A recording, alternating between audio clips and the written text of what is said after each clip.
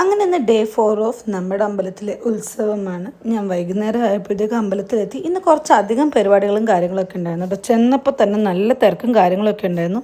ഞാനിങ്ങനെ നോക്കുമ്പോൾ കൊള്ളാമല്ലേ, ചന്ദനൊക്കെ തൊട്ട് മുടിയൊക്കെ സെറ്റായി. നമ്മൾ വിഷയത്തിൽ നിന്ന് തെന്നിമാറിപ്പോയല്ലേ. അങ്ങനെ ഞാൻ ദാ അവിടെ ചെല്ലുമ്പോഴത്തേക്കും ഭരതനാട്യം നടന്നുകൊണ്ടിരിക്കുകയായിരുന്നു. അങ്ങനെ കുറച്ച് നേരം അവിടെ ഭരതനാട്യവും കാര്യങ്ങളും എല്ലാം കണ്ടുകൊണ്ടിരുന്നിട്ട് പാച്ചുവിന് ബോറടിച്ചപ്പോൾ പുറത്തേക്ക് ഇറങ്ങി. ഈ ലൈറ്റൊക്കെ പുതിയതാണ് കേട്ടോ. ഈ ഗസ്റ്റ് റോളിൽ വന്നവരില്ലേ, ഇവർ രണ്ടുപേരും എൻ്റെ ഒരു 10th വരെ പഠിച്ച എൻ്റെ 2 ഫ്രണ്ട്സാണ്.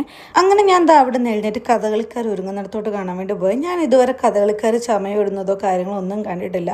ഞാൻ ശരിക്കും കഥകളി പോലും കണ്ടിട്ടില്ല. ഞാൻ പിന്നെ ഇത് ഒരുങ്ങുന്നതൊക്കെ എങ്ങനെയാണ്, ഇതിൻ്റെ പ്രോസസ്സ് എങ്ങനെയാണെന്നൊക്കെ കാണാൻ വേണ്ടി കുറച്ച് നേരം അവിടെ പോയിരുന്നേ.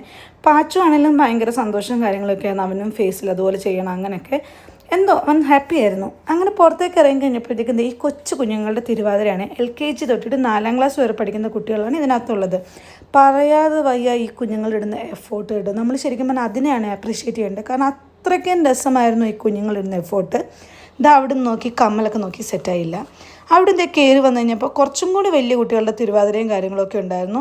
കുറച്ച് നേരം പിന്നെ അതും നോക്കിക്കൊണ്ടൊക്കെ ഇരുന്നു. പാച്ചുവിന് ഈ പറയുന്ന ഡാൻസും കാര്യങ്ങളൊക്കെ ചെറിയൊരു ഇഷ്ടമേ ഉള്ളൂ എന്ന് തോന്നിയിട്ട് പെട്ടെന്ന് പുള്ളിക്ക് ബോറടിക്കും കാര്യങ്ങളുമാണ്. എന്നാൽ ശിവയിൽ കൂടി തൊഴിലിട്ട് പോകാമെന്നായി ഞങ്ങൾ. പാച്ചുവിനാണെങ്കിൽ ഈ ആനയും കാര്യങ്ങളൊക്കെ ഉള്ളതുകൊണ്ട് കുറച്ച് പേടിയുണ്ട്, എന്നാൽ ഭയങ്കര ഇഷ്ടവും കാര്യങ്ങളൊക്കെ തന്നെയാണ്.